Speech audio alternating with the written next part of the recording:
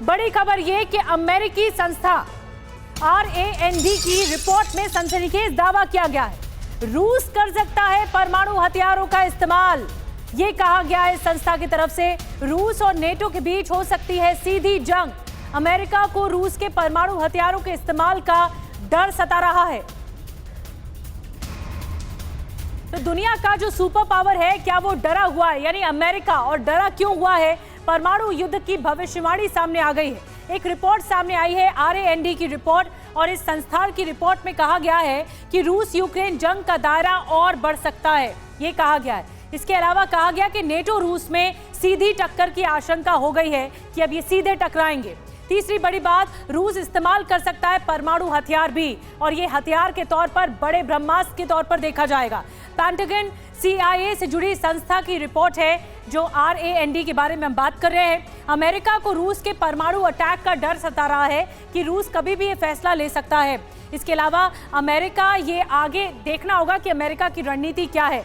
बहरहाल एक बड़ी खबर ये कि नेटो सेनाओं के कमांडर और पेंटागन ने यूक्रेनी रक्षा मंत्री रुस्तम उमेरोव के ऑपरेशन क्रैप टैप को हरी झंडी दे दी है, और इसीलिए रूस को खुफिया रिपोर्ट अब मिली है कि काउंटर ऑफेंसिव का जो सबसे विनाशक चरण है वो शुरू होने वाला है। इस चरण में क्रीमिया को रूस के कब्जे से मुक्त कराने का रण शुरू होने वाला है।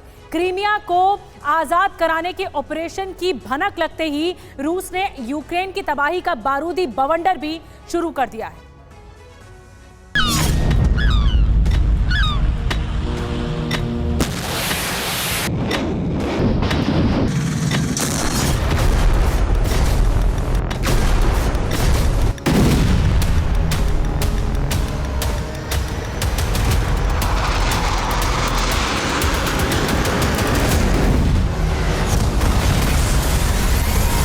यूक्रेन की खुफिया एजेंसी के प्रमुख किरिलो बुदानोव ने कहा था कि जब तक क्रीमिया से रूस का अस्तित्व और निशानियां नहीं मिटा दी जाएंगी, हमले जारी रहेंगे।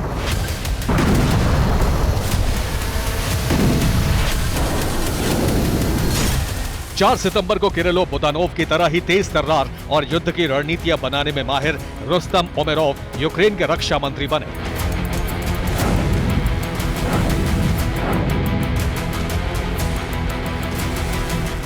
रुस्तम के मंत्रालय संभालते ही यूक्रेन ने रूस के ब्लैक सी फ्लीट और फ्लीट के मुख्यालय को ध्वस्त कर दिया।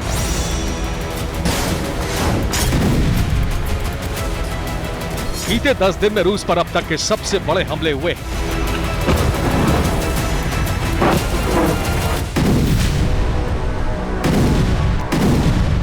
रूस ने 7 S-400 एयर डिफेंस गंवाए हैं, 18 सुखोई फाइटर जेट नष्ट हो गए हैं। 4 पंजशीर एयर डिफेंस भी यूक्रेन के हमले में भस्म हो गए। ड्रोन बेस पर हमला हुआ जिसमें 9 ड्रोन नष्ट हो गए। एयर बेस पर मौजूद 5 हेलीकॉप्टर भी बर्बाद हो गए। नेवल बेस पर मौजूद एक पनडुब्बी को नुकसान पहुंचा है। 5 युद्धपोत भी क्षतिग्रस्त हो गए हैं। 16 पोत भी कबाड़ में तब्दील हो गए।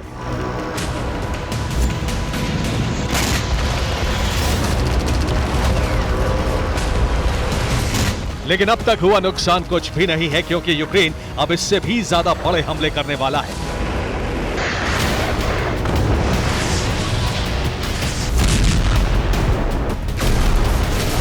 यूक्रेन का दावा है कि क्रीमिया में रूस का सैन्य नेतृत्व बड़े हमलों से डरा हुआ है।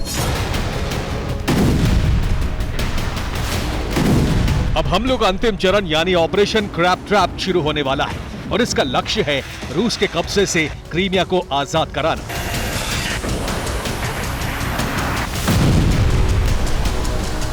रूसी खुफिया एजेंसियों को यूक्रेन के ऑपरेशन क्रैप ट्रैप की भनक लग चुकी। यूक्रेन इंटेलिजेंस एजेंसी का दावा है कि रूस के मन में क्रीमिया हाथ से निकल जाने का डर है, क्योंकि उसका सैन्य नेतृत्व ब्लैक सी फ्लीट मुख्यालय पर हुए हमले से डरा हुआ है।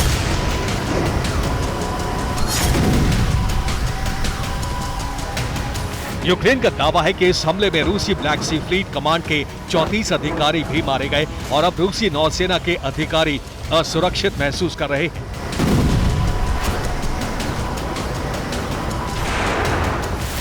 क्रीमिया पर असुरक्षा का ये भाव रूसी मीडिया में भी दिख रहा है।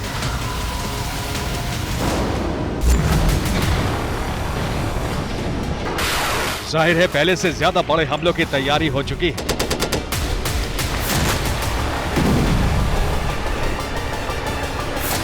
खुफिया रिपोर्ट है कि America ATACMS long range missile Kyiv भेजने वाला है।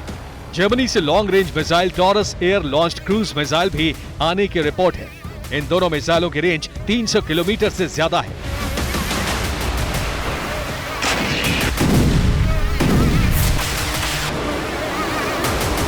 अब इन मिसाइलों से क्रीमिया में बने रूस के सैन्य ठिकानों और ब्लैक सी फ्लीट पर हमले किए जाएंगे।